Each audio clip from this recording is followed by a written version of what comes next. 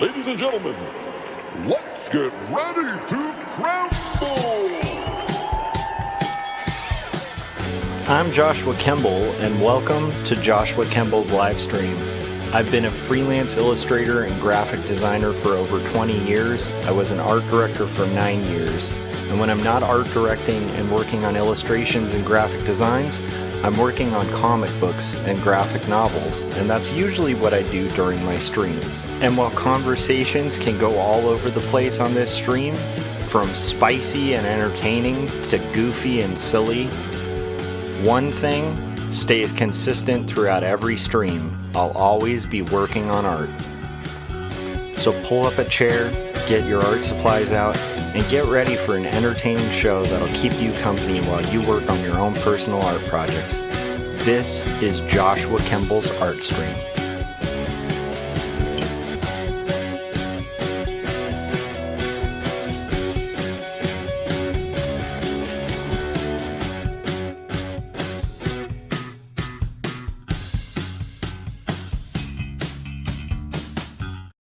All right, happy Labor Day, everybody. We are working on a kid's book. You'll see my wife kind of behind me working on pencils for it. And then I am doing the color and the finalization of all of it after she's done. And so we have pages 3 and 4 that we finished on our last stream, which is 322. And now we're going to be working on pages 4 and 5. And it's pretty awesome. It's been pretty fun to work on. It's a little outside of the box of how I usually work, but that's a good thing. And it is a style that I've worked in before. I'm trying to kind of capture and emulate a little bit of like a little golden book vibe with the style. So what we're doing to do this is we're taking line art and then we're vectorizing it using Adobe Illustrator just to do all the flats. And then we're doing texture and rendering in Photoshop, mostly using the dissolve brush and then a little bit of texture and stuff like that on top of it. It's a relatively quick style to kind of work in. The thing that takes the most time is the flatting to do this kind of style. But we're going to kind of go ahead. So I've gone ahead and imported all of the separate sketches on 3 different layers. One is going to be a foreground layer. One is going to be a layer with animals and objects. And then the other is going to be a background layer. And so we're going to go ahead and get into that and work on art. And it's, again, going to be another chill stream. If we are able, we want to get 10 of these done today, like 10 pages. So these are full spreads. So each spread we're working on is 2. So once I'm done with this, we should be at the halfway point. We might not be able to make it, but we're aiming for it. So because we have a client. So all right, let's do this. So here we're going to go ahead and get into our art stream. Here's the sketch. I've gone ahead and put the reference assets. This is the bears that we executed earlier, and then there's Hattie and Hattie's colors. And at this point, I just need the flats since I made the flats. And I went ahead and updated the mouths and the bodies to be the correct color.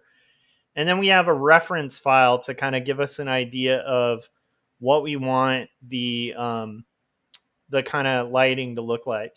So we're going to get in there and we're going to start with our background. I can tell from looking at this that basically most of these are going to be like rolling hills. And then that area that the little golf carts are driving on is going to be like a brown. So that's all I need to focus on for now. And we're just going to kind of build this out. So pretty easy start. The easy start's here. And we're going to go ahead and make a file. We'll call this one background. Not a file, a layer. We'll call this one background. And we're going to just knock through this as quickly as we can. So I like the idea of having this sky, kind of like this mid-tone blue. So we can start with that, and then just kind of work our way up there. And I really want the sky to be like this mid-tone. And again, no gradients or anything like that at this point. We'll do all that in Photoshop. So let's see what we can do here. And let's make sure our size is correct. I actually keep forgetting to do my document settings in inches, which will help quite a bit. Okay, and we're gonna basically just make sure this is correct, make sure it's nice and centered. And I'm gonna try to kind of clip my areas to be here. I need to actually put this behind the background layer. So there's our sky. That was easy. Now we just need our um,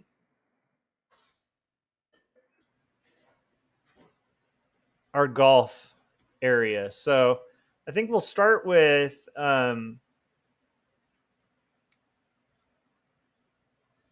what happened here?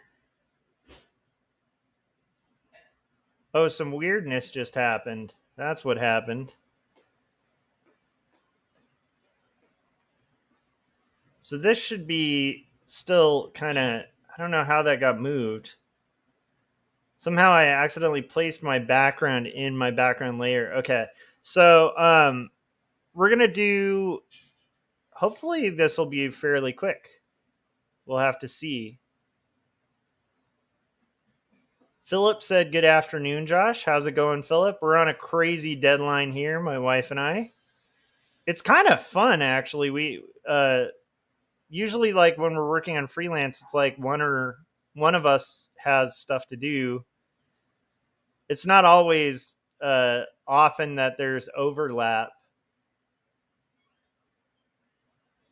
And that's pretty fun when it's like, speaking of, I also heard back from that client that I did the first of what will be, I think 4 t-shirt designs. And so there's a couple revisions that I'm going to have to get to. But right now, this is the most urgent thing.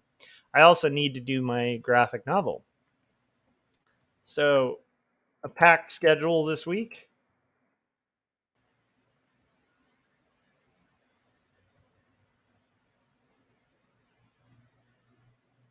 So I think I might maybe tone this back a little bit. I don't know if I want it to be that saturated. And then what I think we'll do is we'll have the other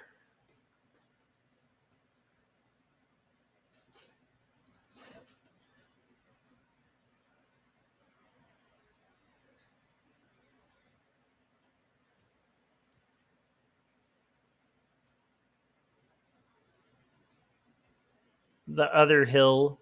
This will be the easiest of all the flats to get done.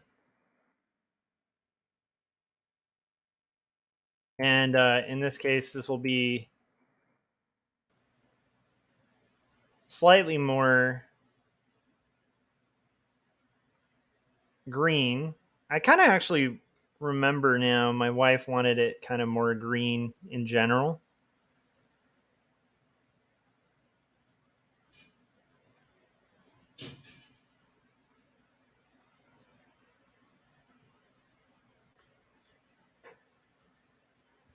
So we'll do, I think this will be just a little bit brighter. This can be just a little bit more there. Diggs BTW7 said, hey, what's up? And Philip said, good afternoon. Good afternoon, Philip. Good afternoon, Diggs. How you doing? We're just having a chill stream today. Nothing crazy yet. Ha ha ha.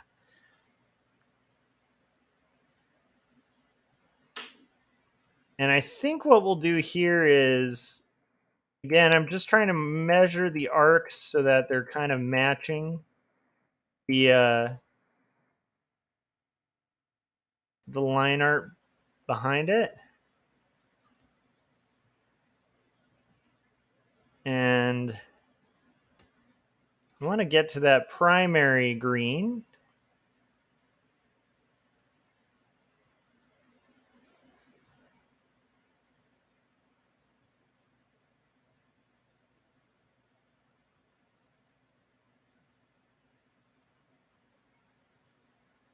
And then I kind of want to do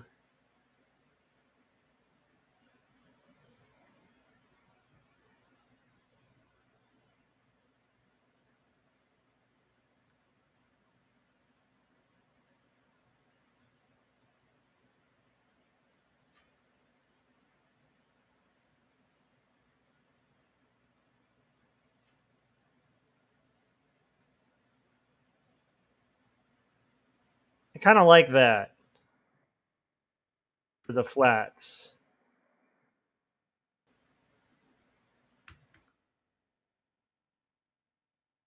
So let's see what that looks like without our line art. Okay, and now we just need our road, which is going to be kind of here. Our road is going to be sort of curving along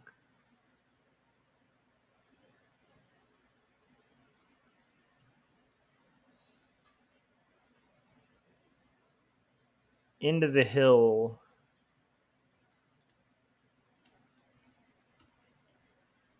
And again, this is like the easiest it'll be all day, really, for these flats.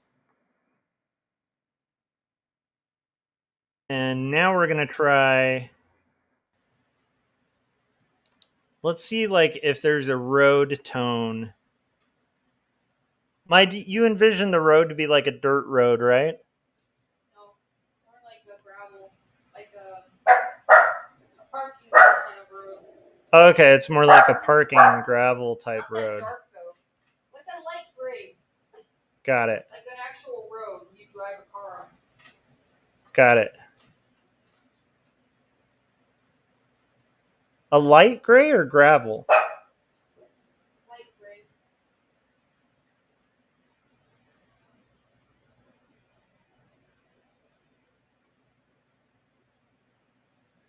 So my envision this as a light gray. I think it's going to need to be a dark gray just to contrast a bit. We don't want it too similar to the bears either, so let me pull my bear here. Or at least the bear's black, and then make sure that that's not going to overlap too much.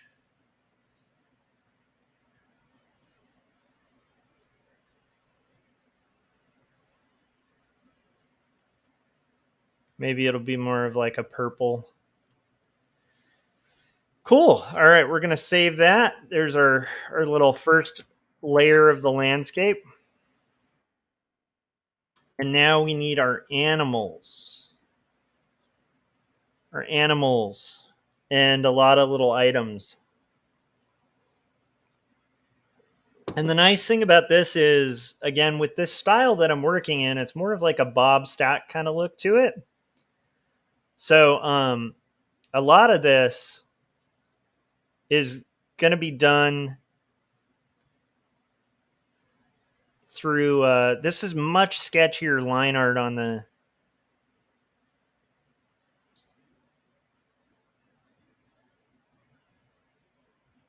so I have to clean it up just a tiny bit on Hattie or character. I mean, I like that Hattie is looking kind of furry, but it's a little different from the previous ones.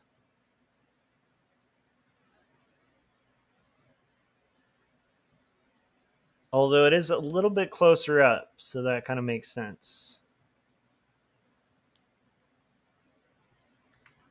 So we're gonna do our. If my eyes are like watering, by the way, it's because it is hot as heck outside, and it also didn't really like that long ago rain, and so what you end up having for people with allergies is like the perfect storm of just hell. um, because you have all these freshly watered weeds. It's funny, there's some things that are kind of new for Hattie on this, but I kind of like them. Like there's a little. So we'll see if we're including too much detail, but I think so far it's working.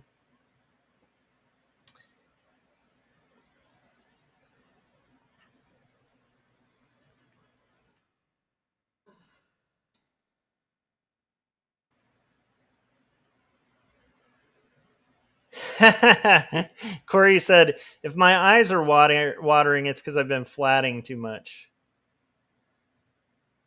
It's actually like the flat process for this doesn't take all that long.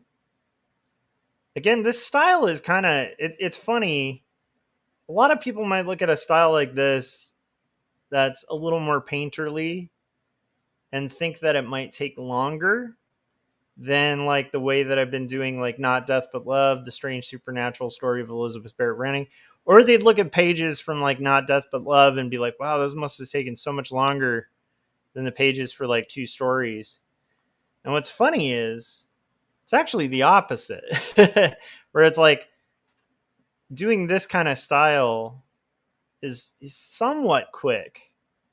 Now, it might be quick for me because I've done this kind of thing in-house so many times.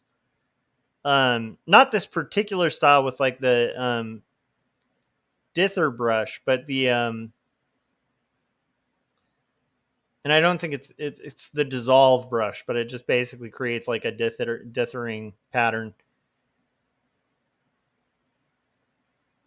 But for me, because I've used Illustrator so much, especially in my last job,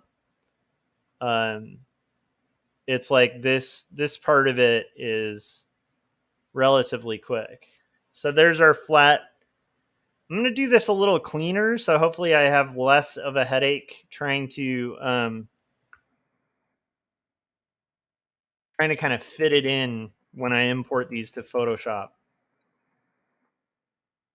I noticed Corey's here. How's it going, Corey? Hope everything's okay. Corey just went on a crazy canoe trip. Which to me, again, like, it's so funny. Like, for Corey, I think he's like, man, that's exciting and fun. For me, that sounds like absolute hell. That sounds like the worst experience I could ever have. And I don't mean that as a slight against Corey. I think Corey is a little more active than I am.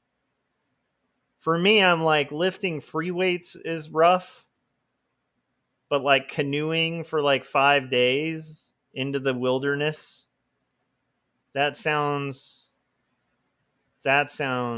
beyond rough.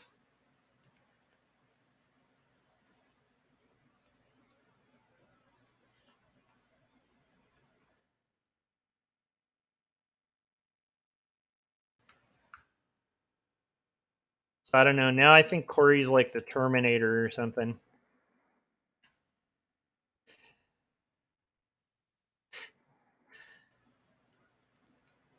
To be fair, anyone's pretty much like the Terminator who's like actually active compared to my miserly, not miserly, what would it be? What is it when you stay at home? Miser is when you like collect money and hoard it.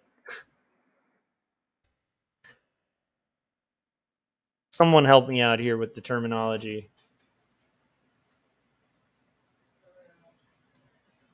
Corey said 21.6 miles paddling over 4 days, significantly easier than hiking. Slightly more dangerous, though. Yeah, because I think you were saying something like if you fell in the water, you'd just be dead because of like hypothermia or something. Yeah, that to me doesn't sound fun. I like to mitigate my risks.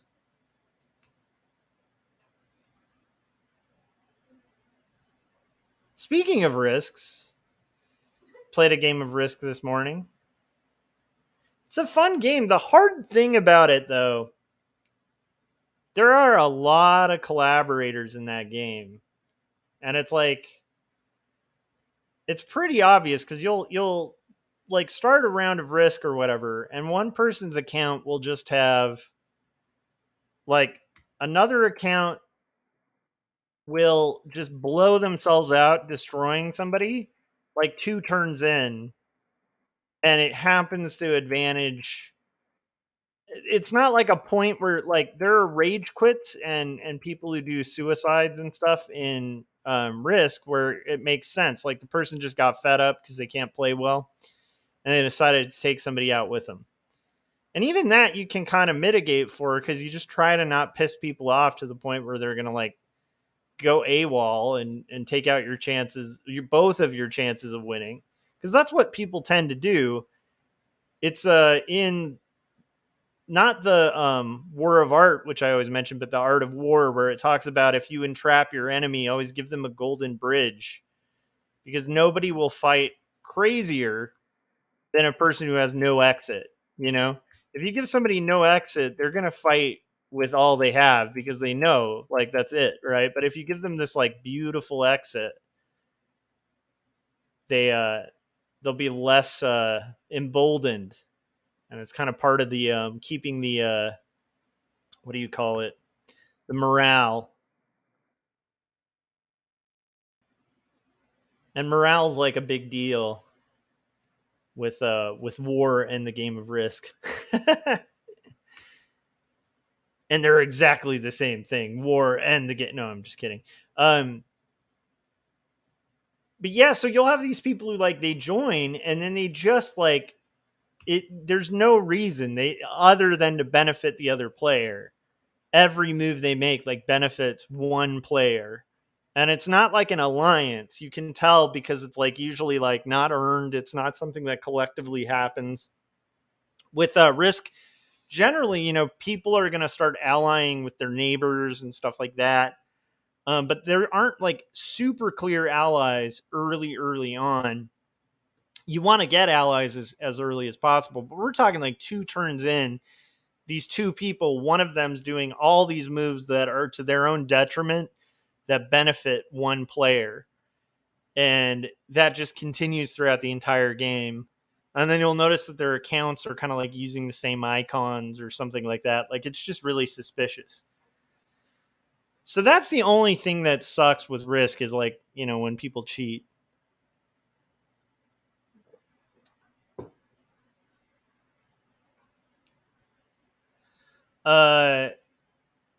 Corey said, I was assured that if we tipped and got out to the shore within an hour, we wouldn't die of hypothermia. Nice, but you're talking about like, you know what? Now I have a question. So, did you guys sleep in your canoes, or did you just sleep along the edge?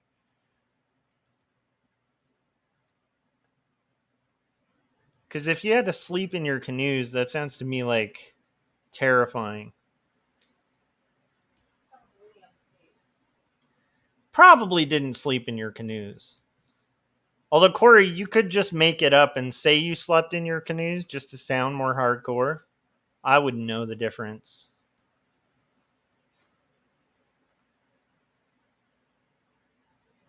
But anyhow, so I've been enjoying the occasional game of Risk. That has been fun.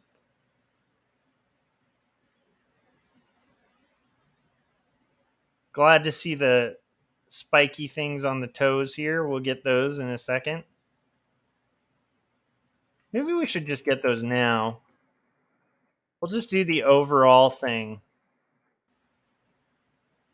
We're going to do our outer edge, and then we'll go through and do our inner edge and use the outer edge as like a cookie cutter. Corey said the middle of the water was very dangerous. 2 feet white capping waves. So we stuck to the shore as much as we could and timed our crossing with the water. It doesn't sound fun. I mean, I'm sure it's like exhilarating, but like for me, I don't know. I think I've finally reached an age where almost dying does not sound fun to me.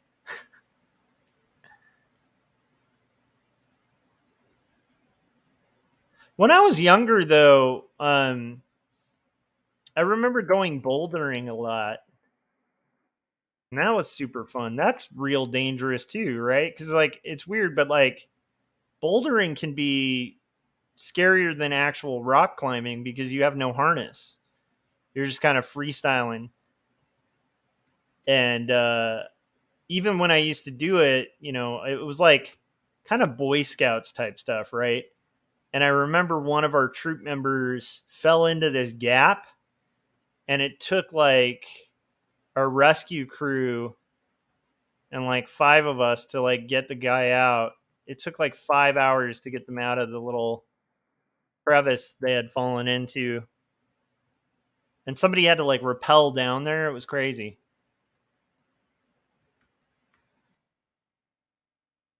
And that's where the bouldering stopped being bouldering because you needed an actual, you know, rig or whatever to get the poor kid out of there. I think he had broken like 2 bones.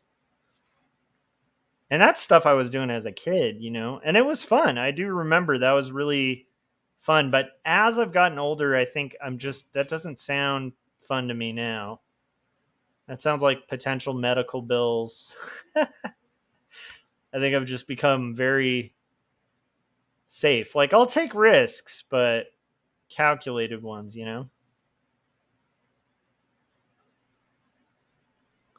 But if somebody today were to tell me, like when I was younger, if somebody had said, "Hey, we're going skydiving, I'm paying for it," I would have been like, "Heck yeah, man, let's do it."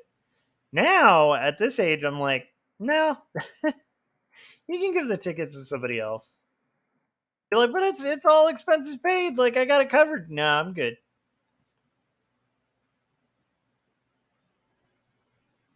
What are you, chicken? Yeah, 100%.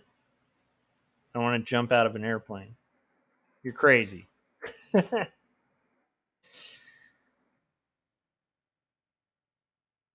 Am I nuts?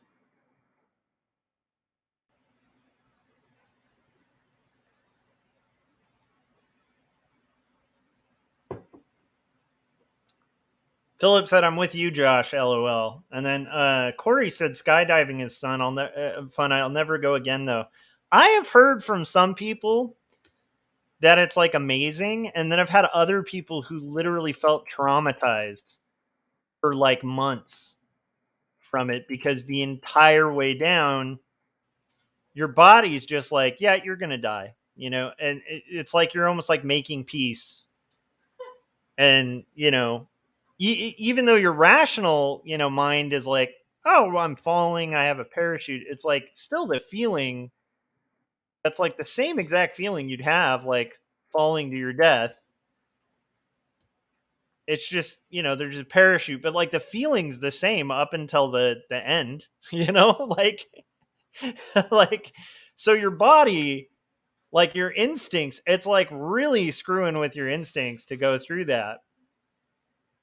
And there have been a few people I know who were like really messed up from it. Like they had like a really fun face on it where they're like, "Haha, that was fun." And then when I talked to them about it like longer, they were like, "I never want to do that again in my life. You know, yeah." Anyhow,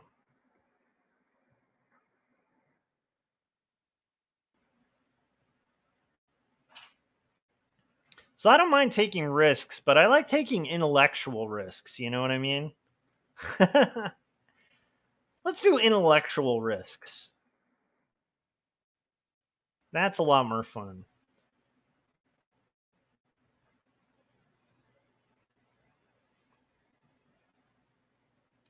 I think there's a lot of things though you'll do as a kid. I think that's why like the army always recruits like young kids, you know, because there's a bunch of stupid stuff that I would have been 100% down with as a kid. But as an adult, I'm like, you couldn't pay me.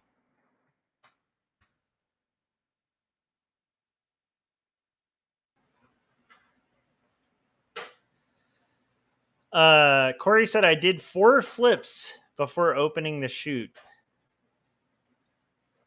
Corey, we're a different breed, you and I. We have a lot of similarities.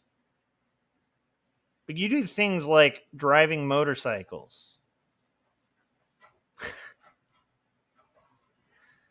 going on wild canoe trips.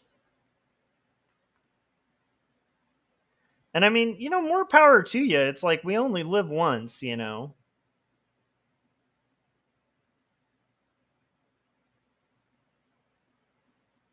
There's a movie my wife and I like watching called Strictly Ballroom, where it's like we lived our lives in fear. Anyhow, I kind of get that premise, like the idea that you can't just live your life in utter fear. Okay, we have this bear flatted, ladies and gents. We're slamming through these.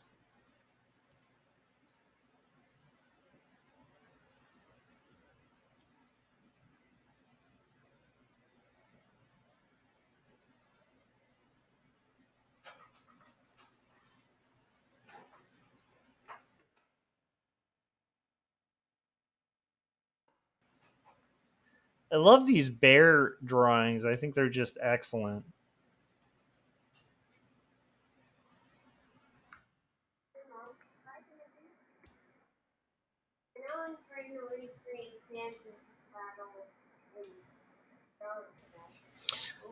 So I'm going to want to do a slightly darker shade here. Corey said, I've come to appreciate redundant safety systems. And there aren't enough redundant safeguards in skydiving. Yeah, you have like one redundancy, and if that doesn't work, you're dead.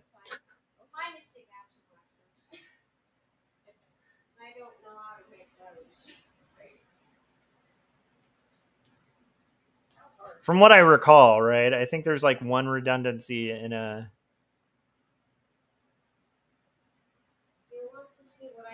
I also kind of feel like I want to live my life doing things where if I like die of it, everybody's not like, yeah, I mean, you know, I don't want that response where people are just like, yeah, I mean, you know, kind of makes sense. Okay.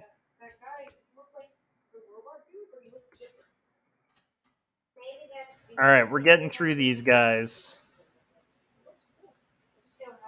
And I'm telling you, I'm going to be live streaming a lot today because this is the first of a many spread that I need to get done today.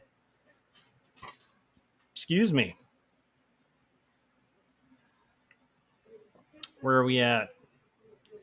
If you guys are watching this and enjoying it, I would ask that you kindly hit the like button and consider subscribing or hitting the bell. Or if you're watching from Twitch, following, because I think I have like 3 followers on Twitch. I have like a pretty decent, like to me, again, like my YouTube channel's tiny, you know, compared to like Scott, it's tiny. Compared to like Jeff Lafferty, it's even smaller. Compared to like Holly Brown, and it's like, you know, it's a tiny ounce of what other YouTube channels are. But that being said, I haven't. For me, it's been pretty cool the amount of followers that I've managed to gain on YouTube, and I appreciate it very much. And I don't know why I continue to cross stream to Twitch, but I do. So if you're watching from Twitch, you know, some follows would be good. So we're just doing our bare again. Just getting the bare necessities here. My wife, every time I make a joke, what you guys can't hear is my wife verbally rolling her eyes. Where I will make a bad joke and Mai will be like, "Oh my gosh, Josh. Really? Really?"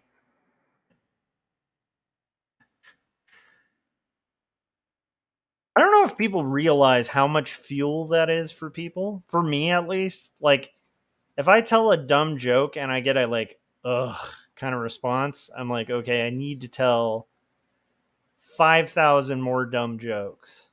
No, you know why? Just total fun.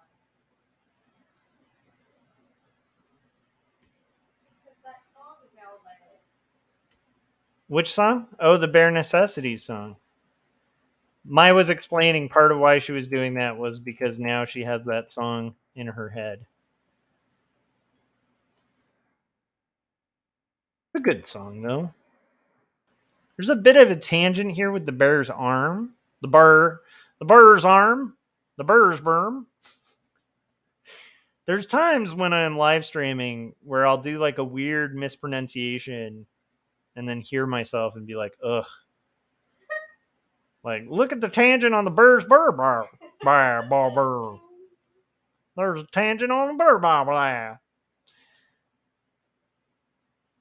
Welcome to the Burr Blah Blah stream. I'm Joshua Kemble. We're drawing a bear, and I need to not forget that tangent on his arm to fix it. This is the time. The time is now. I have to seize the moment. That's the kind of risks I'm talking about. No skydiving, fixing tangents. That sounds like a risk worth taking to me. Because if you get it wrong, what you end up with is a tangent. And that's almost as bad as like your parachute not opening. Right? It's a similar risk. Oh, yeah, same level. Totally the same. It's why what we do is just as important as doctors or nurses or it's just artists. It's life-saving, guys. We're saving lives by avoiding tangents. That's what we do.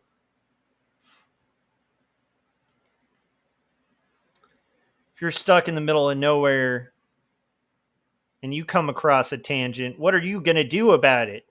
What are you going to do? You need designers and artists. Otherwise, you'll get killed by tangents.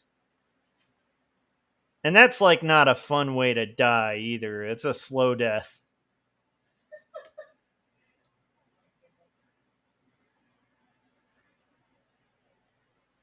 Death by tangent. Honestly, the way I communicate, it could be called death by tangent. Because I kind of go off on tangents.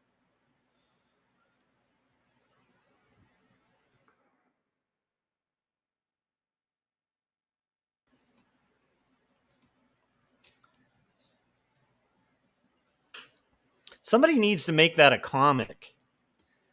I feel like there should be a comic about all the deadly forces that artists are like saving people from.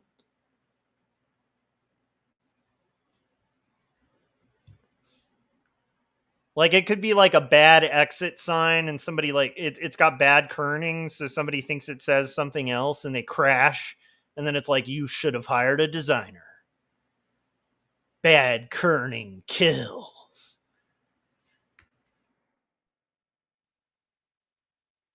Something that's colored incorrectly, and again, somebody somehow just dies from it. There's a tangent, so somebody can't tell what the foreground, the middle ground, and the background are. They're all bleeding together, end up crashing. Tangents. Pleasant idea.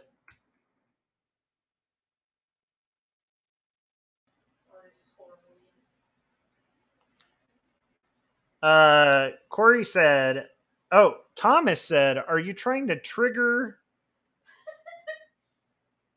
nometry someone? I'm not sure what nometry is."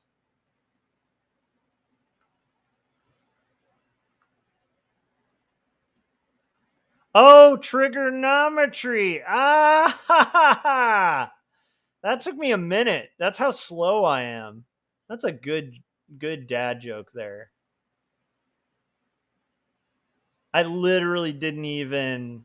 That took me a minute, and I'm gonna totally steal that.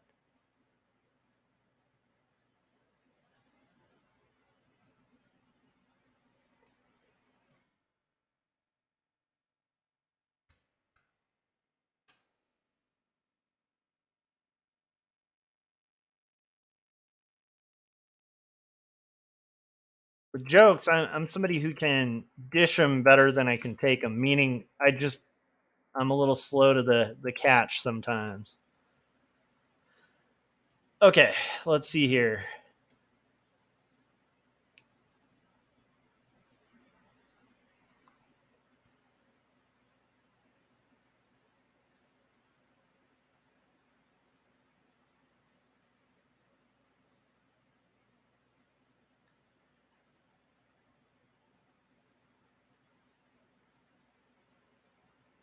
All right.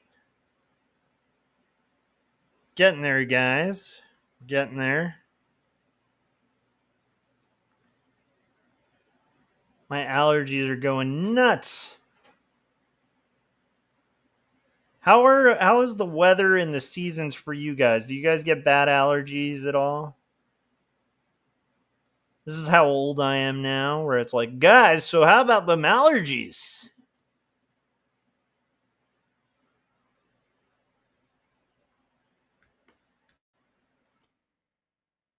If I was to ever get a sponsorship for this stream, it would be cool if it was like some anti-allergy company that had like a miracle allergy thing and could just hook me up with like all their anti-allergenic stuff. And I could be like, ladies and gentlemen, the reason I can talk to you without my eyes pouring as if I'm crying right now is because of this said product. I highly endorse it.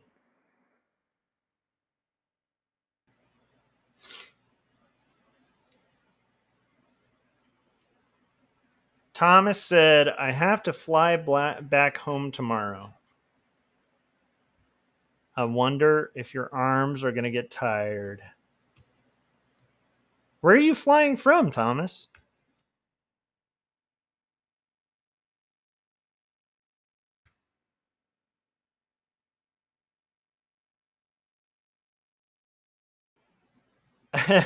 Thomas said, I'm afraid of what the humidity and bugs are going to do to me. Where are you?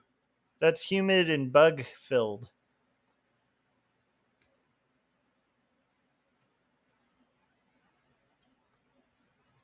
Are you in Florida? If so, I'm sorry.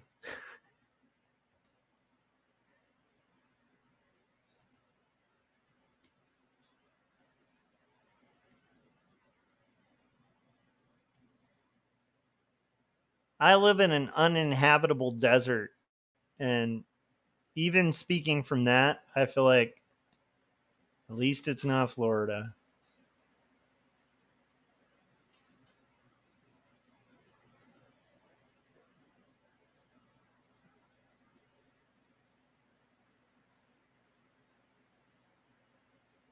There's quite a lot of bears in this one.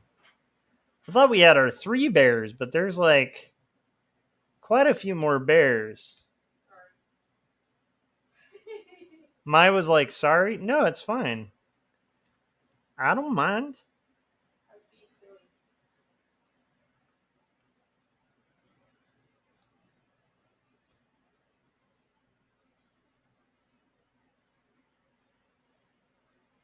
I really realized that we tried this level.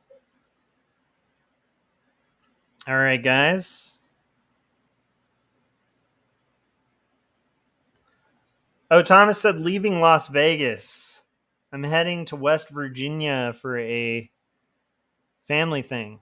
Oh, yeah, Nice. When you go to West Virginia, are you going to take the country road? I'm here all night.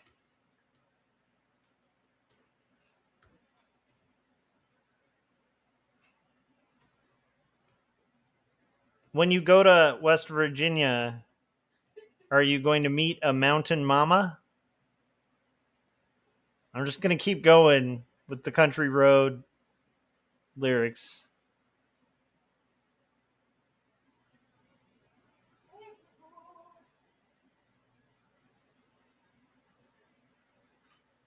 Do you feel like you're going home to a place you belong?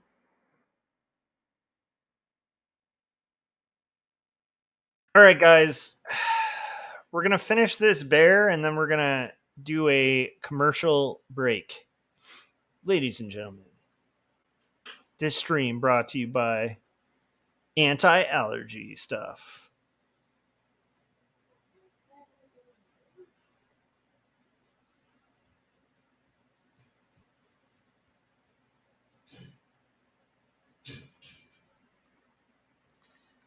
Thomas was saying, I don't think my wife would actually like that. Oh, just the mountain mama.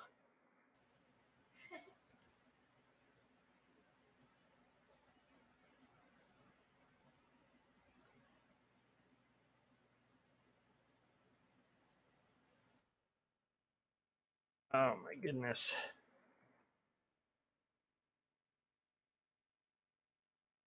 What I should do is just play up the allergies and be like, guys, I'm just so in love with art. I just just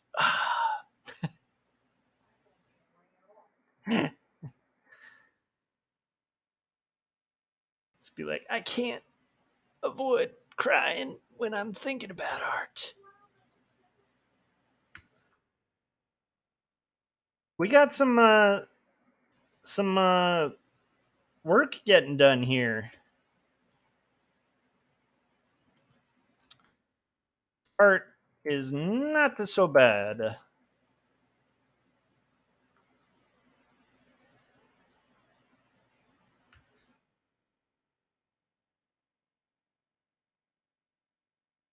And we'll just get our little things here.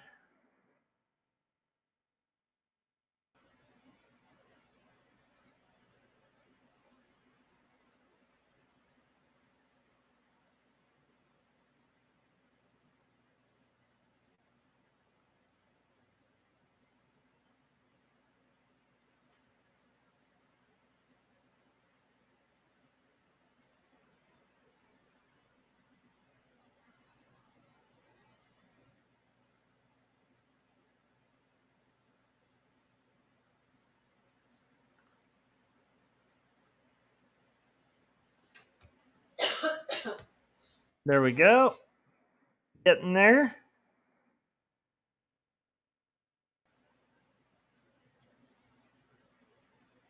And this, for some reason, we forgot the little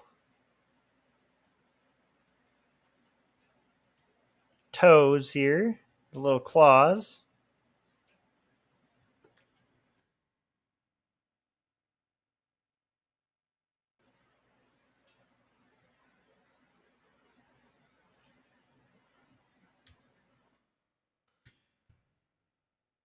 Whew. All right, let's just get his club done and then we'll continue. Oh, now I'm kind of seeing it. It's almost like these are like the two people who were heading up there, except one of them's wearing a hat now. They wanted a hat. Sorry, what? They wanted a hat on one of the bears. But not on the previous page, right? Okay. They didn't say that. Cool. All right, they don't want a hat on every page. That's good to know. Okay. We're going to do our thing here.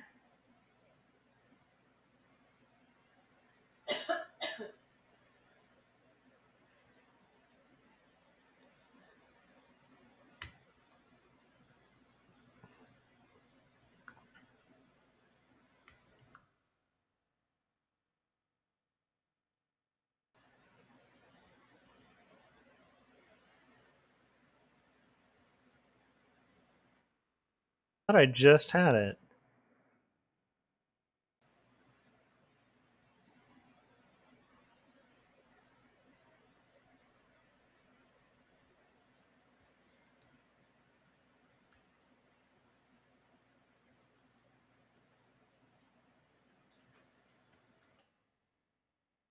All right, we're getting there.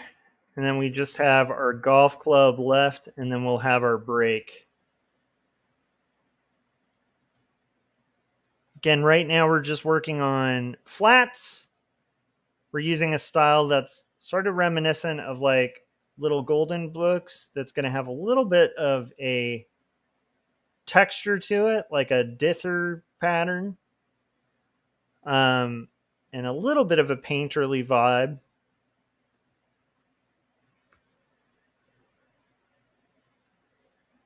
And that's what we're going to work on now. Hey, Mai, can you take a look at this?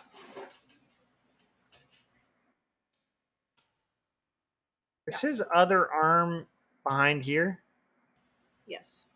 That? Okay, so should I maybe have it wrap? Okay. Yeah. Got it. Okay.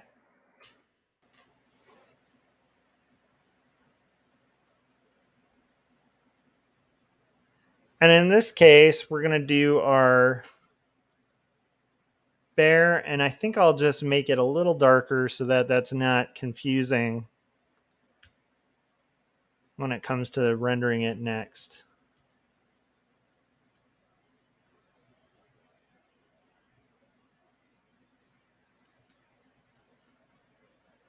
I also don't like this extra business here.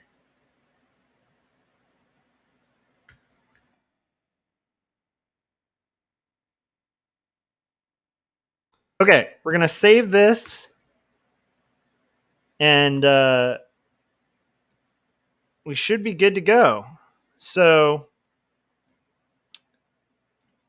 2 more bears to go, 2 golf club cases. And Maya, I'm going to have to give those variation because they look too cut and pasted. The 2 golf clubs, it just doesn't make sense that they'd have bags with the exact golf clubs in them. Okay. So they should vary a little bit. All right. I'm going to put the trailer for... well, let's put on Jim Luhan's beautiful trailer, and I'll be right back. If you guys haven't yet, hit that like button.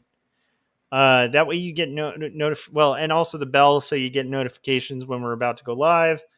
And make sure you're subscribed. But most importantly, just smash that like button, I think is what the kids say. I like to say, gently click that like. All right, here we go. We know the Georgia kids say the craziest thing. So, little Susie, do you have any brothers or sisters? I understand you're in 3rd grade. How do you like that? Do you like your teacher? You like to do a lot of fun things at school? You got any hobbies, Susie? Any things you like to do when you're not in school? I hear you like to read.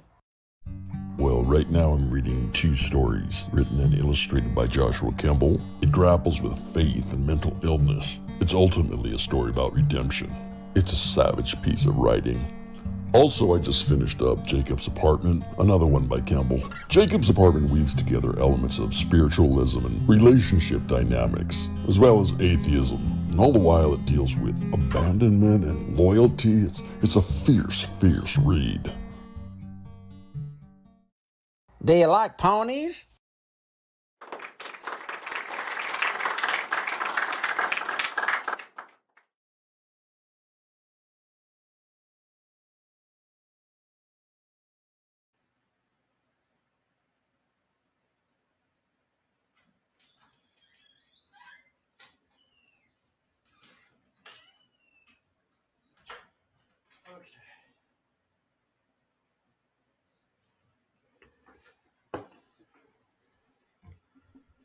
So we're working our way through layer 2 of the flats. Landon said a bit of self-promo. I hit the like for you. Nice. Thank you, Landon. Appreciate that. How you doing, man? All right.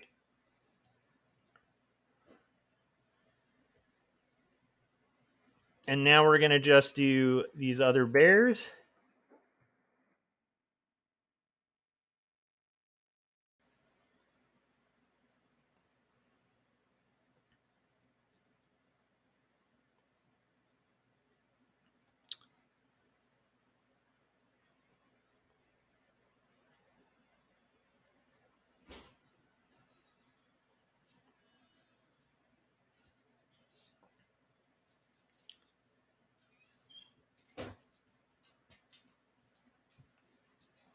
Oh, Landon said a bit of self-promo. The self-promo was the previous message. I don't see the previous message. Did it get blocked or something? If it's like a link, I don't think Frank is here today, who's usually my mod. So like, I can't approve it right now if it like got auto blocked or something. But Landon said doing well, nice. But Landon, if you want to just like say what it is so people can search for it rather than give the URL, and let me know that, and I can maybe try to pull it up and show it on stream. Corey's a mod, and he said I don't see anything to approve. So I think whatever you were using as self promo, maybe that just didn't get sent. Thomas said, I live in Florida for 2 years for university on the Atlantic coast. Sand everywhere. I don't think that's Thomas in regards to Florida. Is that good that there was sand everywhere? Because I'm like, I mean, the beach would be nice, but oh my gosh, that humidity. Bugs. And the bugs. And the crocodiles, right? I think there's so many crocodiles and alligators. This is my cartoon version of Florida. I'm sure it's charming. But in my head, I'm like, yeah, actually, my wife just pointed out, we watch Forensic Files every once in a while, and like every other episode's in Florida. Like every other, like you'll hear this crazy story and you'll be like, who does this? And it's like Floridian. And you're like, oh, okay. Yeah, that makes sense. Do you guys remember the Guardian? No, it wasn't the Guardian, the Onion. The Onion used to have a bit where they'd be like Florida man. And it would be like some crazy thing because it's Florida, you know? This is a cute bear.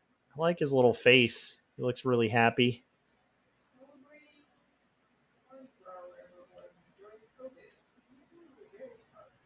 And again, we're kind of working on it. But I'm sure to people in Florida, they're probably like, "What? How do people live in California? It's crazy expensive." I mean, I know some areas of Florida are super expensive too. Like Miami, I think is potentially more expensive than LA. Definitely not more expensive than like San Francisco or anything, but Miami's like pretty up there.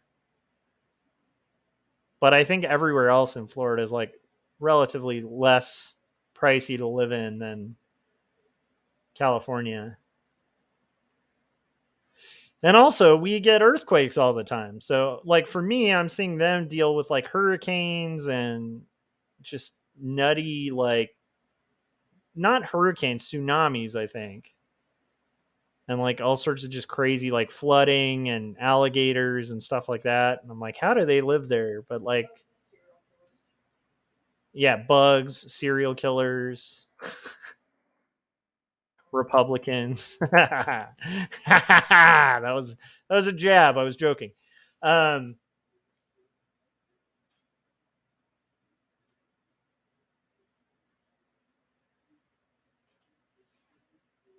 Landon said, "Is my name tripping the auto?" Oh, he said, "I got a new show called Drawing on Friday.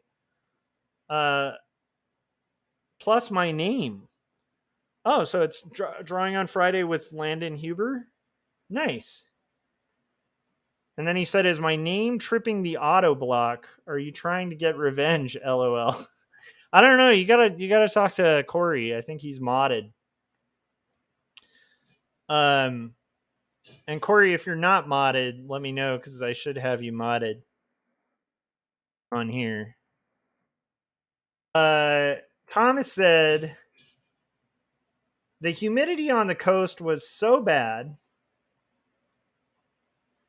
I was in Melbourne, just south of the Space Center, but you had to kick the sand from your shoes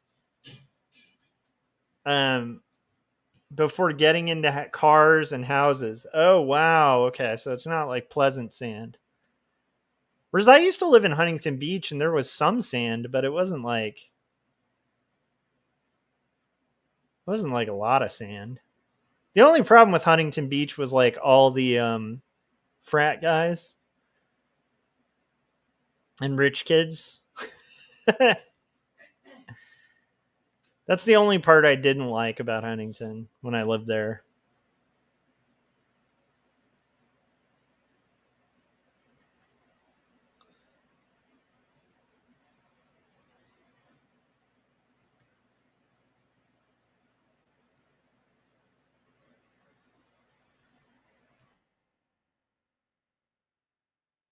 Let's see here.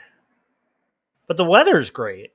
You know, at least in California, if you're in like a beach city, weather's incredible.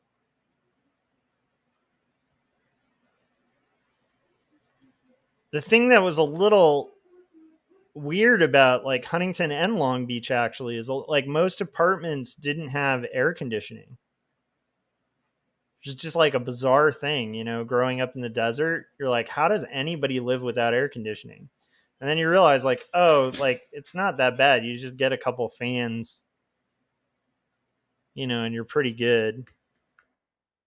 At least back in the day. And now with like the crazy rising like heat and stuff like that, who knows, you know?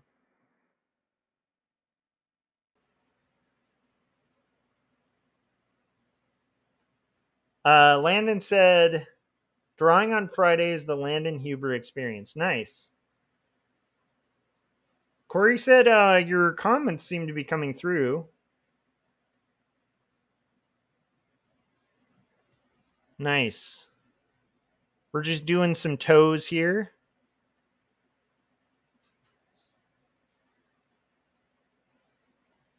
And doing like color for like cartoony stuff is super fun. If you have to just do completely flat art or like large spaces of flats without line, dude, like Illustrator is your best friend. I mean, it's an incredible tool. And it's also my best friend because I have no friends. I'm here all day, guys.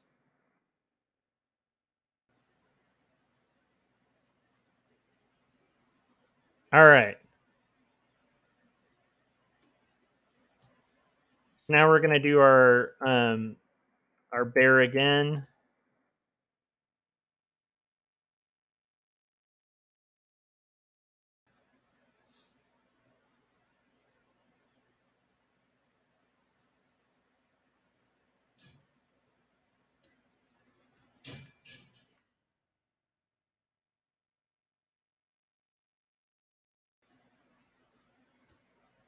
I think this actually had a bit of a back bend to it, so we'll add that in.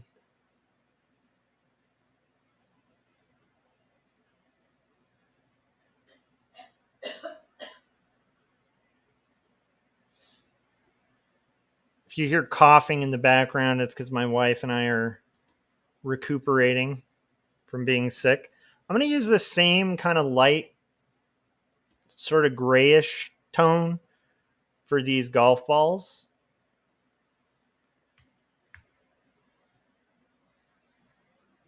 And let's see how we're doing. One bear left. One bear left, guys. We're almost there.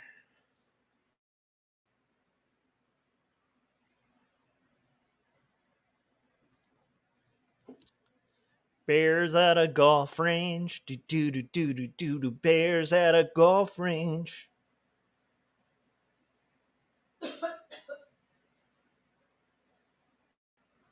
Landon said the show is not live, but kind of live. I record it in one pass as a half-hour length episode with minimal editing.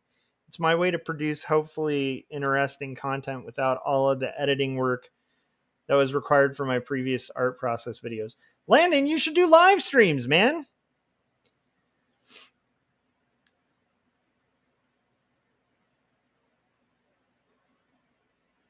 Live streams are super fun. I love them. It's the one kind of content that I can manage to generate because I need to work on art. And so, like, if I'm working on art and then I'm live streaming, you know, it's pretty automated, so I can still work on art. And I've got like the thumbnails and some of that stuff down to where they don't take that long. So it's a very like efficient, very quick system. Whereas if I had to like edit videos, dude, I don't know when I would do that, you know? Now keep in mind, if I was to edit some videos and like do a real keen job on editing, I'm sure I might get a little more response or something like that. But it's like I don't know, for me, it's like a priorities thing, right? Where it's like, well, what do I want to do? Do I need to get art done, or am I like aiming to be like a videographer? And I think I want to do art.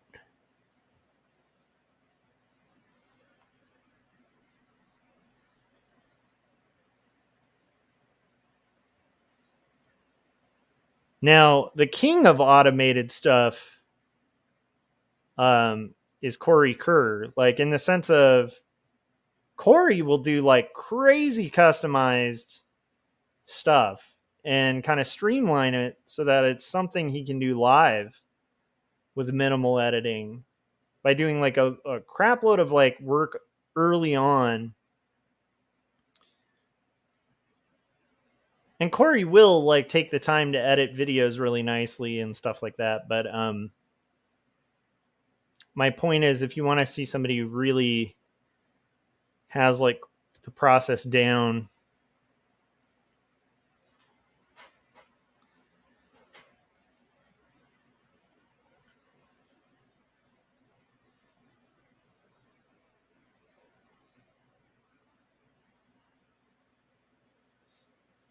all right, we have this bear to go. Trying to kind of polish him up a little bit. I like that he's hairy, but the lines are just much more loose, which isn't too bad. Gets a nice gesture and mood. There we go. Look at these beautiful drawings, though. And, like, I love these characters and everything.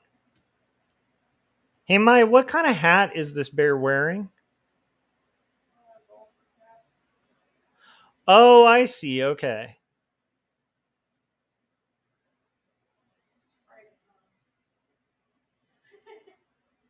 No. It's good. I just...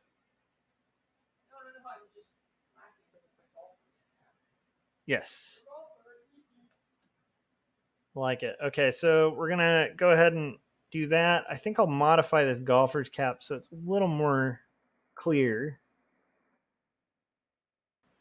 that it's a golfer's cap.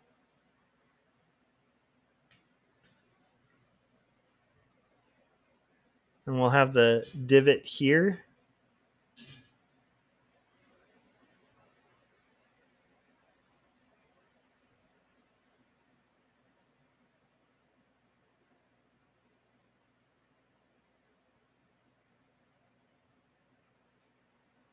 There we go. Okay, we're going to save that. We're getting there. Landon said, I'm enjoying doing what with the semi-live for now. It's also an equipment thing. I want videos to be good quality. I don't have a good setup, plus live streaming will reduce the quality too. So I'm working with what I got. Yeah, that's the way to do it, man. Just work with what you got and what you're able to do. I don't have the best setup in the world. I just kind of have worked with what I had and then gradually just add to it as I go. And so even like this mic, I was using like a really, this isn't a great mic, but it's a really nice mic to me. But prior to this, like I was using like one of those little tiny snowball mics. And that was my mic for like the longest time.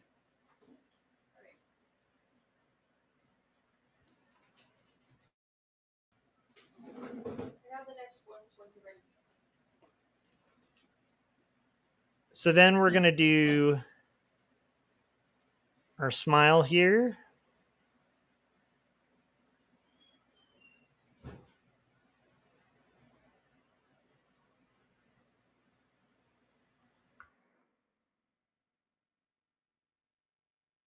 And we're going to do our eyeball.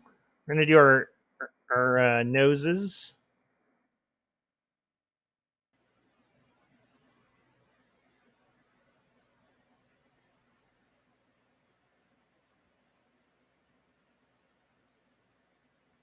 And our eyeball here.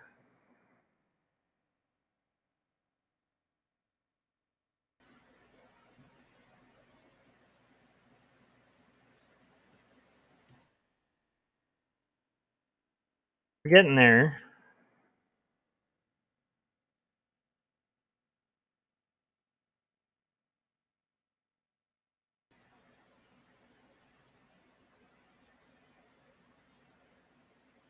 But I love my wife's cartooning abilities. They're so good.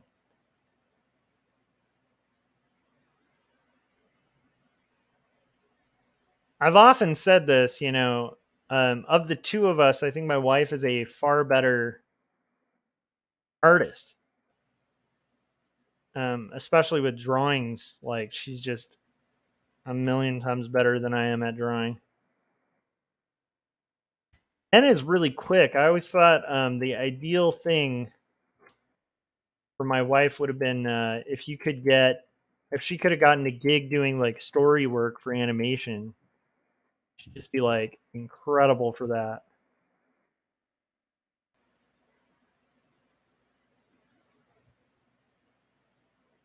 Whereas I'm awfully slow when it comes to my drawing time, and so I get probably eaten alive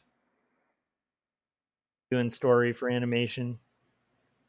Although I think that's the one thing in animation that I could see myself doing would be story. Because I do like story. I like working sequentially. I'm fairly okay at it,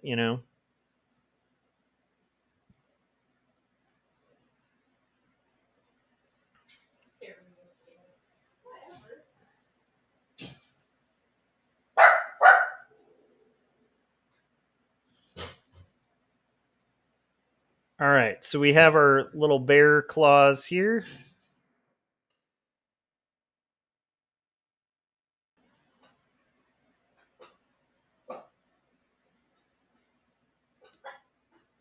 And I think each page, from what I've gathered with this process, is going to take about 2 hours to flat and maybe an hour or two to render. So about 4 hours a page. That's my estimate.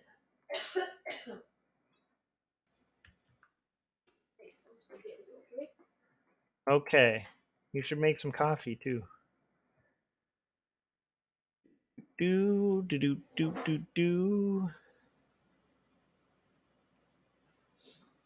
Frank said, no need to fear. The true mod is here. Frank has come to take his throne.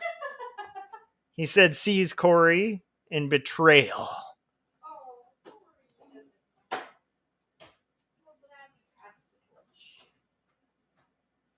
I've heard Frank, we never got to, like, I was going to have you on stream to talk about how betrayed you felt by Philip Chandler.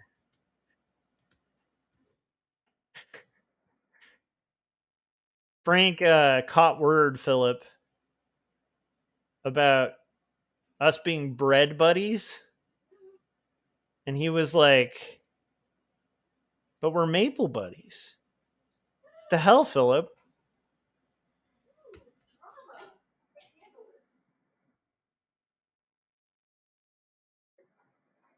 Oh, sorry, Philip. Frank found out. Okay. What color should his cap be?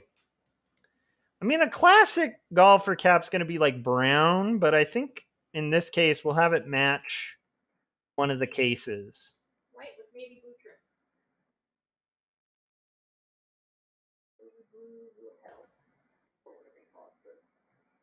I don't know about navy blue. I don't know about that.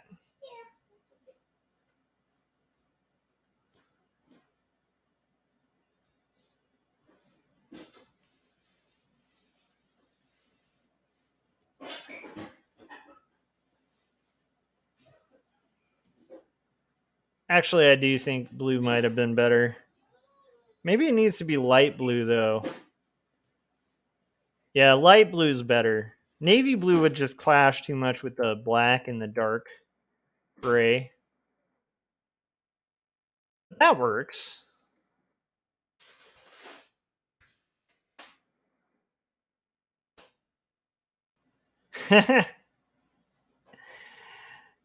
Frank said, oh yeah, Phil the bread buddy. And he said, I cried my eyes out for weeks. Betrayed. You guys, I said this wasn't going to be a spicy stream, but it apparently some spice has gone around. Okay. We got our guys like sitting there. We got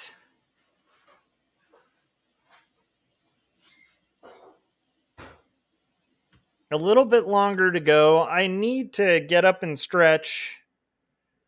Oh my gosh. And then we'll finish this this layer. And then we'll move on to our final layer of flats before we get into rendering. So, here is Frank said, is there a kayak in this book? No. But maybe my wife can do a quick bear riding a kayak drawing.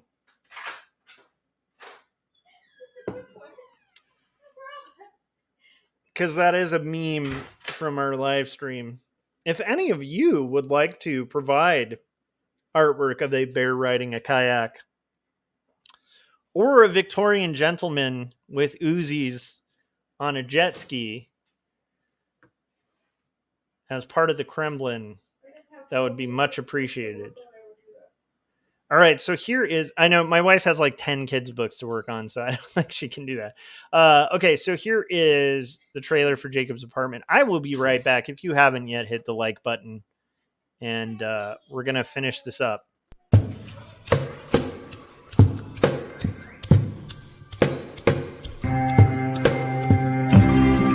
Speak clearly, it seems that only in dreams can we be these things we've seen and walk around breathing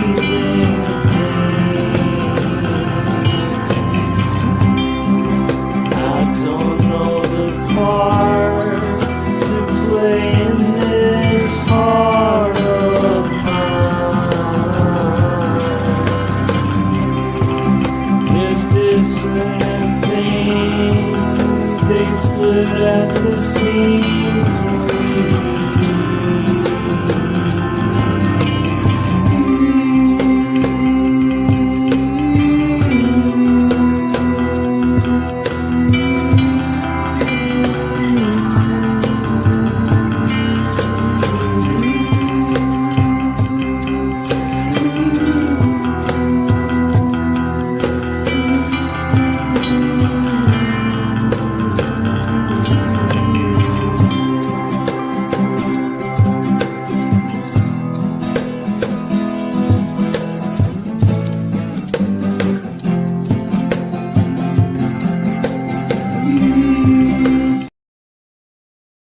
So there's a couple things here. One is there was a duplication of the same golf bag.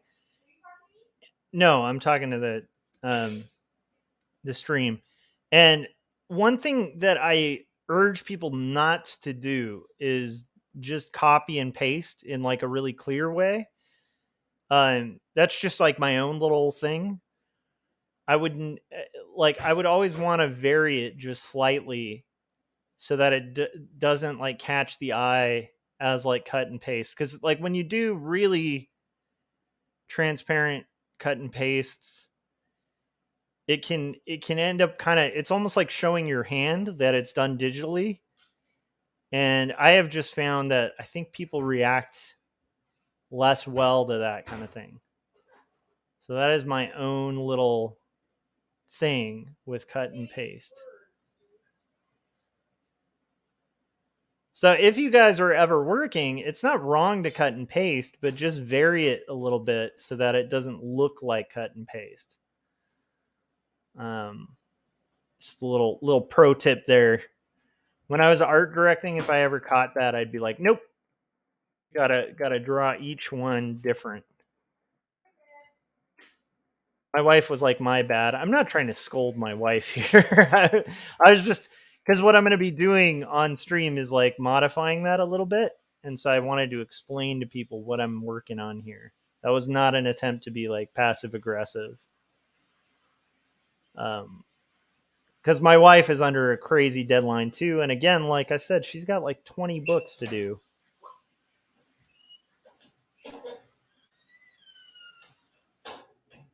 If you think my deadline with Not Death But Love is crazy, you should look at the amount of books my wife has on the dock.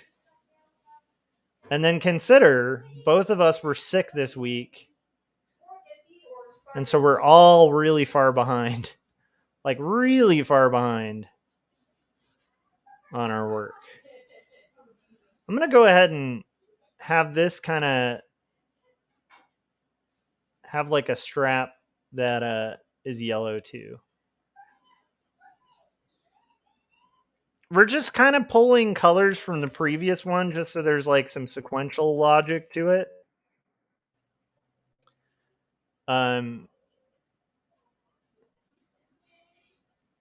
Landon said, how are things going since quitting the art directing job? Financially, they're a little tight. You know, I recently registered with the local school district, so I'm going to probably, because there's not a lot of local adjunct positions, and I don't want to do a crazy commute like I was doing before. And most design jobs that I could get right now would be just a gigantic, like in-house ones, would be like a gigantic mess. You know what? We'll do the reverse of this. I like the idea of these colors, but we're gonna see how it looks flipped. Anyhow, so the point being, since there's so much commuting involved, I'd rather get home on time, and so I'm gonna basically be registering at local high schools. So a long time ago, I very wisely, now I'm like high-fiving my past self, but like back when I got my BFA, just as a fallback, I thought it would be nice to have passed the CBEST. So I took the CBEST test, which is like for substitute teaching.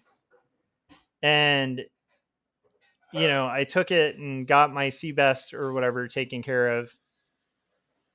And so that qualifies me to be able to substitute teach at any high school in the district. And so what I think I'll do is I'm going to try to do that and then possibly get a high school, eventually get full-time in high school with like a CTE thing so that I can get my CTE units or whatever.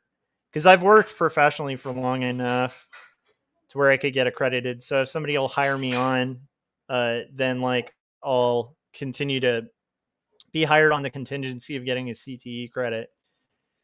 I can't stay local.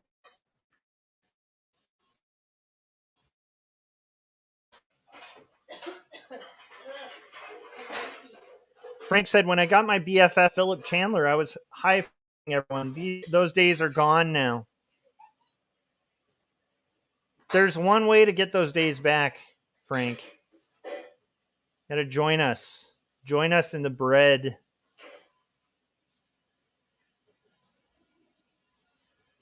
Join us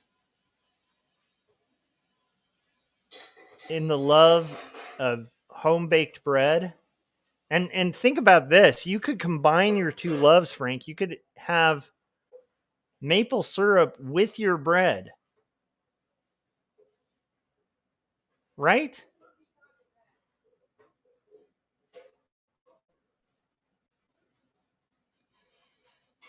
Maple syrup with your bread. Imagine that.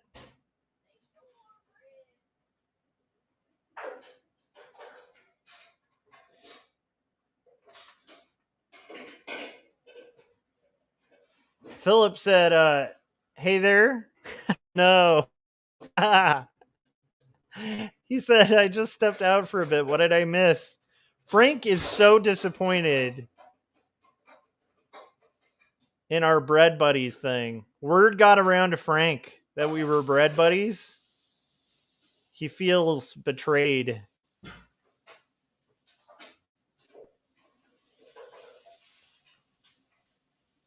Like utterly betrayed.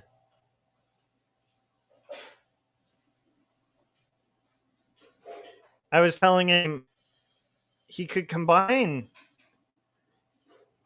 You could combine it. Combine bread and maple. And you'd have like the perfect story. Philip said, uh-oh.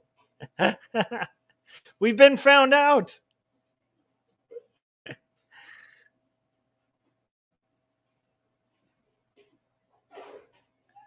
All right. Meanwhile, the only other thing you missed is my allergies acting up and a bunch of crap talking Florida. Yeah, I think that pretty much. Did I miss anything, guys? Crap talking Florida.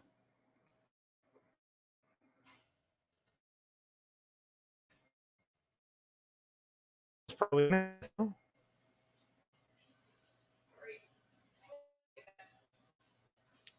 I think this actually is reversed as well.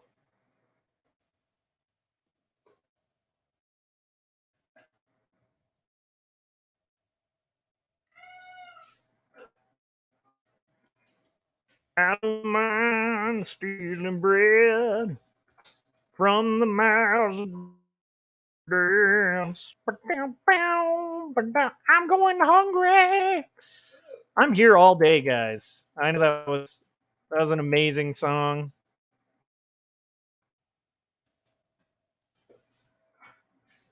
I know that scene makes you want to just send super chats. Like hold your lighter in the air and wave it around. We just don't care. Somehow get okay. I see what happened there. The best part about that My wife just made us feel old. Maybe not us, but made me feel old. Or not Troll Jam. What was that band? Temple of the Dog. That's it. It's now on the oldies station, as well as Pearl Jam. Anyone remember Pirate Radio? Mine's now talking about Pirate Radio. I do remember it, but it sounds dangerous. What was that movie where Christian Slater? Do you guys remember that one? It's like Christian Slater is like a radio guy and he's in his like van like doing pirate radio. And guys, they want to shut me off the air. Like, it was one of those, it was so weird. It's like he's doing like poetry late at night and like inspiring people to like, hopefully somebody will remember. Oh, pump up the volume. Thank you. Thank you. Thank you, Frank.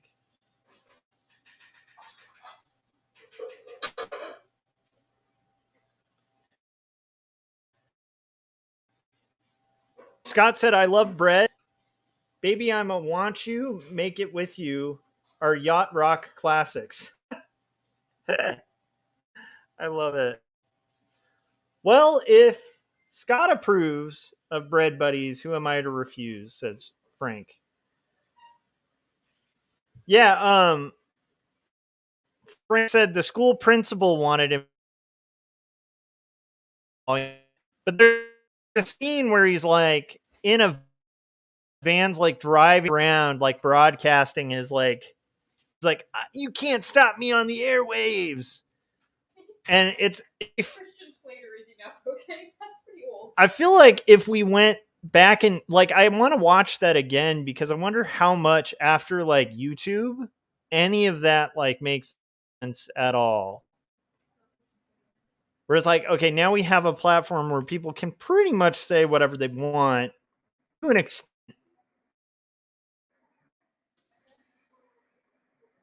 I don't know. It's interesting.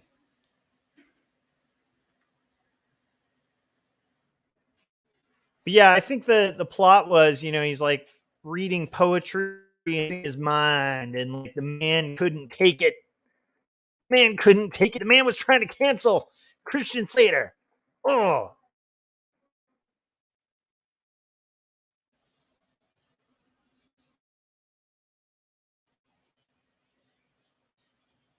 Okay, so I don't even mind.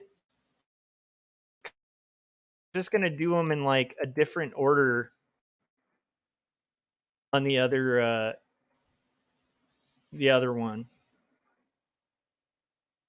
Because again, I just want to have enough variation. We're not like clearly copying and pasting. Copy pasta.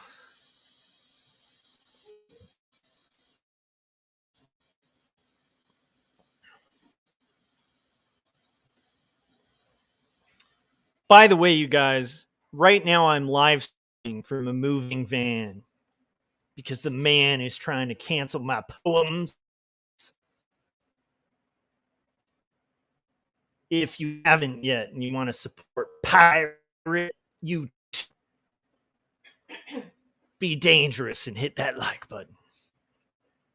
This broadcast might cut out at any time. You never know. Principal of my school wants to shut me down.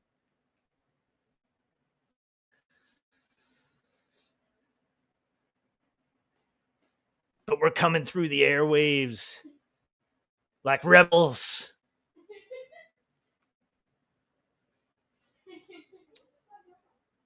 Frank said there's talk of a Young Guns 3 movie, and Christian Slater will reprise as Lou Diamond Phillips, Emilio Estevez as the star again. Do you remember that they used to nickname it Young Buns because I think it had like 50 butt scenes? That was like this big controversial thing at the time where it was like, it shows man's bottoms. See, I think this is partly like a lot of people may not remember this and feel like all this conservative outrage is like a new thing. And it's like there was an era in time where I remember conservatives like freaking out about what was it called? Robin Hood, the Prince of Thieves movie. Because Kevin Costner showed his butt and they were like, that is shocking. Shocking. How dare he show his bottom? Yeah, and oh, that was the shocking part, was that Mary was like, yeah, all right. Or Maid Marian, that's it. Was kind of like, her reaction was kind of like, all right. And that caused massive upheaval. Our children were all going to get just totally destroyed and stuff by Robin Hood. Yeah, I think that might be the thing, is maybe I'm just like too old now, where it's like none of this stuff seems new.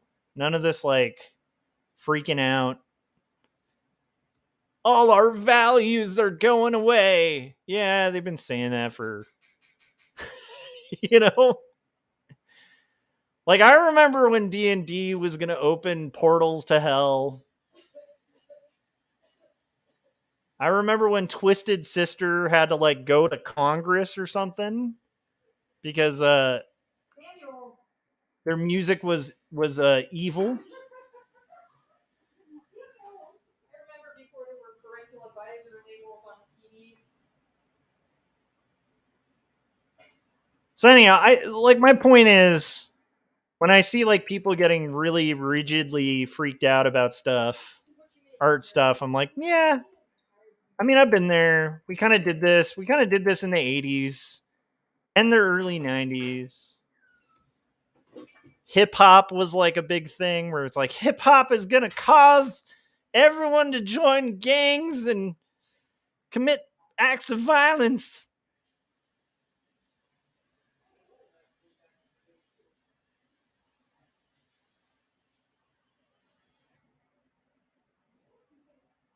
Nirvana was really like controversial. They're like, oh my gosh, kids are going to glorify this heavy, horrible stuff.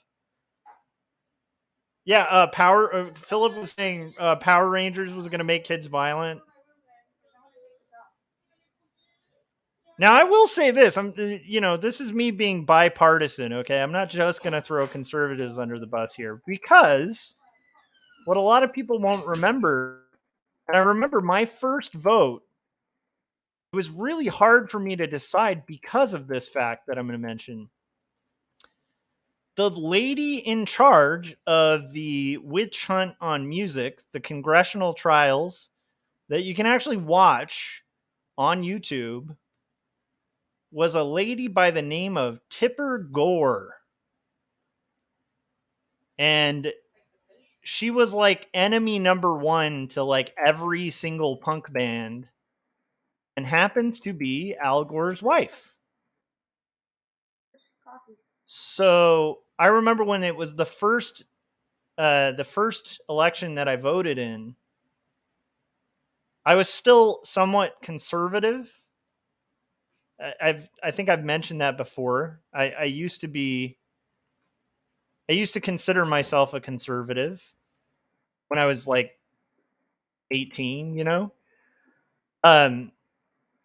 and I remember it being a really tough decision because I kind of preferred Al Gore, but I kept remembering that his wife was the censor music lady. Again, none of this stuff is anything new,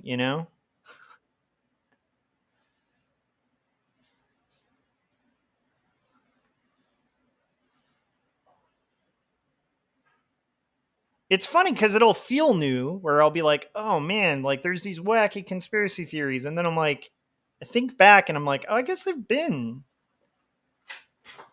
kind of been around forever,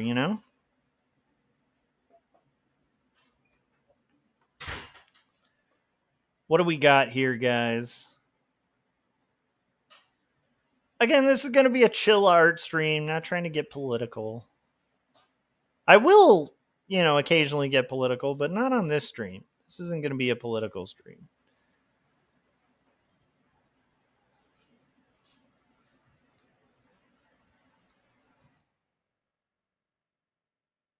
All right. So what do we have? We have the last one here. Just wanted to have some variety, I don't want these to all be sort of the same. Maybe this can be in the front. Maybe we'll switch up with the Hey, look at that. It looks like 2 separate golf club things now. I love it. Okay, now that we've finished that, we are 1 step closer. All we have left to do are 2 golf carts. And we're going to rock and roll. So here is the trailer. And then I think that what I'll do is, again, I'm going to be streaming on and off like till probably like 3 in the morning today. So what we're going to do is we're going to play a trailer, and then we're going to finish up the flats, and then that'll be it for this stream. And then I'm going to eat, and then we'll do rendering. So we have a little bit to go. If you guys hit that like button, I'd really appreciate it. Especially because I'm broadcasting from my principal's trying to cancel me, and I'm driving 90 miles an hour around different blocks trying to broadcast the danger in the airwaves to you. Click that like button. All right, here is the Wordzoid trailer. Well, Peter, since I'm such a big music fan, I'm going to have to go with Karen Carpenter. Oh, Stu, I'm sorry. That's the incorrect answer. Trish, what you got for us? I'm gonna go with Kim Gordon. All right, let's check that answer. Kim Gordon. Do we have a Kim Gordon? Yes, and that means you're our new Wordzoid champion, Trish. Dale, tell Trish what she's won. Trish, you've won a copy of 2 stories, a memoir of faith and mental illness. Handwritten, hand-drawn, and handed to you by artist and writer Joshua Kemble. But wait, that's not all. You've also won a copy of Jacob's Apartment, the story of a doomed romance. What happens when you take Eternal Sunshine of the Spotless Mind and put it in a blender with Ghost World? You get Jacob's Apartment, written and illustrated by Joshua Kemble. Trish, thank you for playing Wordzoid. All right, great job, Trish. I was told I was gonna get a lifetime supply of paper towels. My own, but okay. So here's what we're gonna do. We're actually not gonna be done yet because we also have the foreground elements. So what we're gonna do here is real quick. There's one thing I need to add to the background here, which is gonna be here. So I'm gonna go ahead and do this grass, because that should have been on a different layer. For some reason, I put it on the foreground layer. And I could do that, but it doesn't make a lot of sense because it should be almost like its own shape here. I don't like that tangent either, so we're going to bypass that tangent. This will have go way back, so there is no tangent.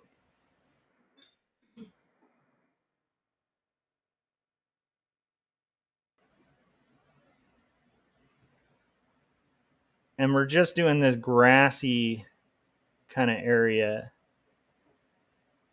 But not the full grass, just the grass under the character. And then I think what we'll do, we're not going to be able to finish the leaves and stuff.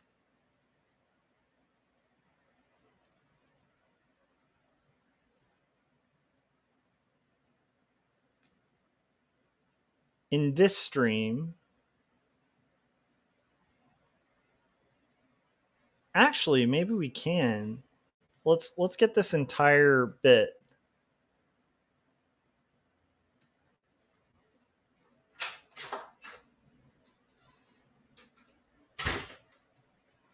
This entire chunk, and then we'll have the leaves kind of going over it in the foreground, and then those little patches, which we can do on a separate layer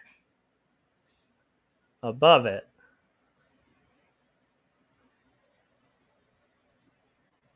So I kind of want to do this here, turn off this visibility.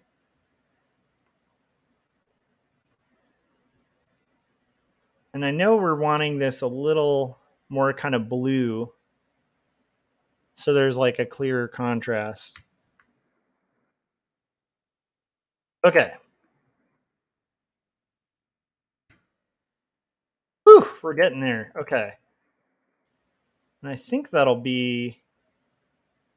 Yeah, and then the others will be like the trees and the little tufts over here too.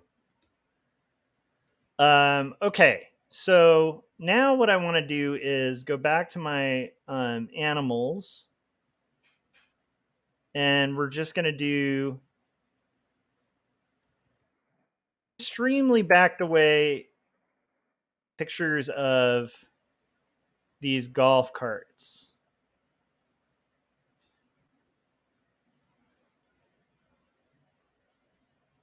And a lot of this is just going to be drawn over.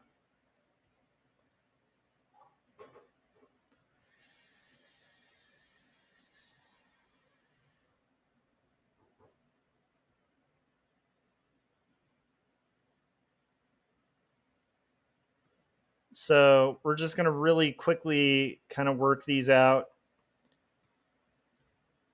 And then we'll have some black for parts of the thing, and then a lot of the details we're going to wait till I think this I want to be like yellow, but mildly yellow. Maybe deeper yellow so it kind of stands out. And then we're going to just do our black for the bigger areas here. The other parts, we're going to go ahead and have those details done in our line. So that's good. That's like fairly good news. But some of these, details we can do flat out now.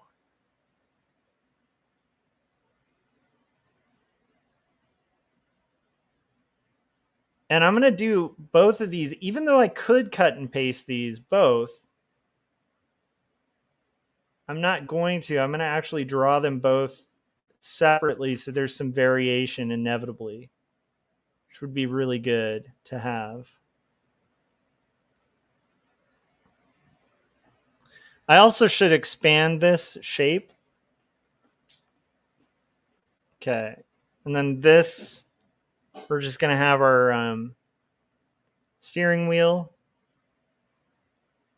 Which again, a lot of these details, like the little tiny lines, I want to add so they have that like painterly vibe.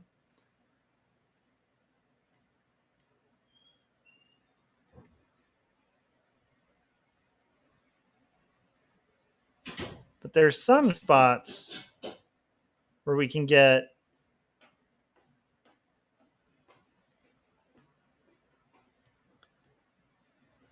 these really worked out.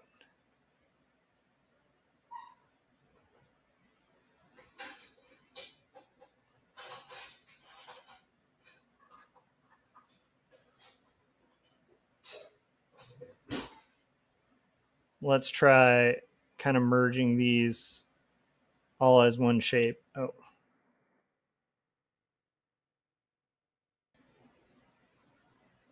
And I think we'll be good. There's just one other thing, which is going to be the circles.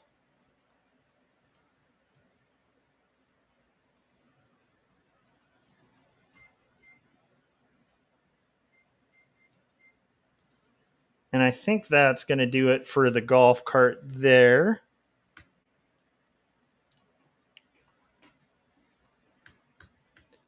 A lot of those details we're going to add in later.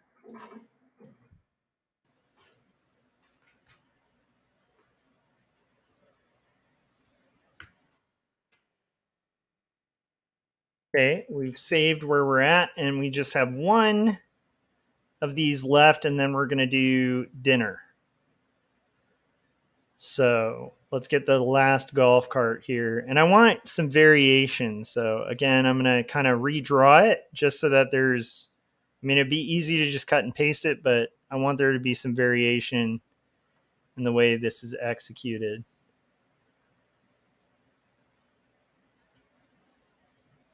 And I think inevitably, just by doing it twice, there will be some natural variation.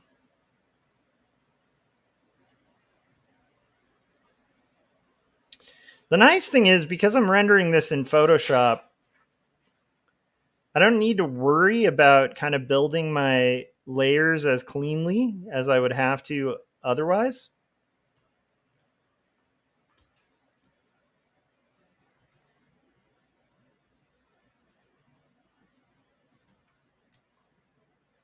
And now we'll just do our black.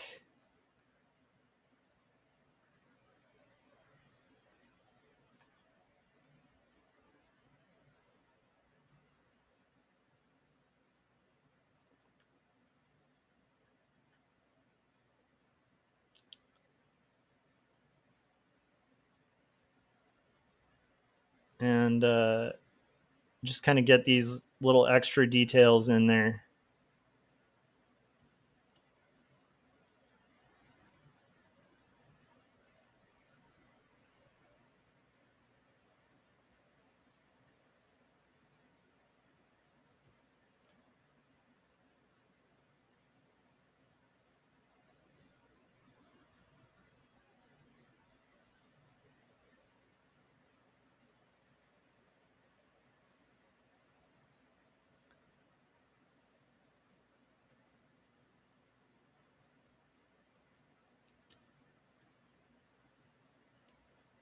And here I'm going to go ahead and send that to the back. Then we'll do our steering wheel here.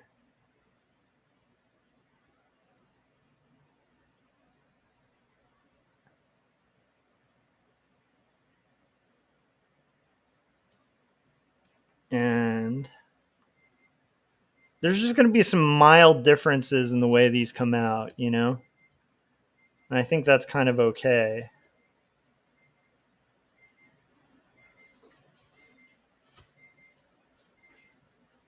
And there's one other thing that I want to do.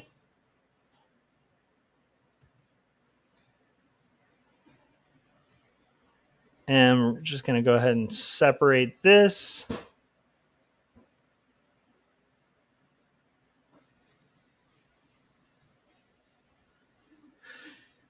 And hopefully those are different enough.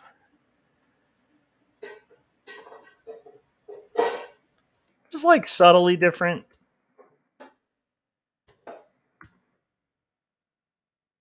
Frank put the trailer for Pump Up the Volume in, which is kind of awesome. And then Thomas said, fortunately, back then, most people knew to not pay too much attention to extreme views on both sides. That's true. And then Frank said, did Phil leave?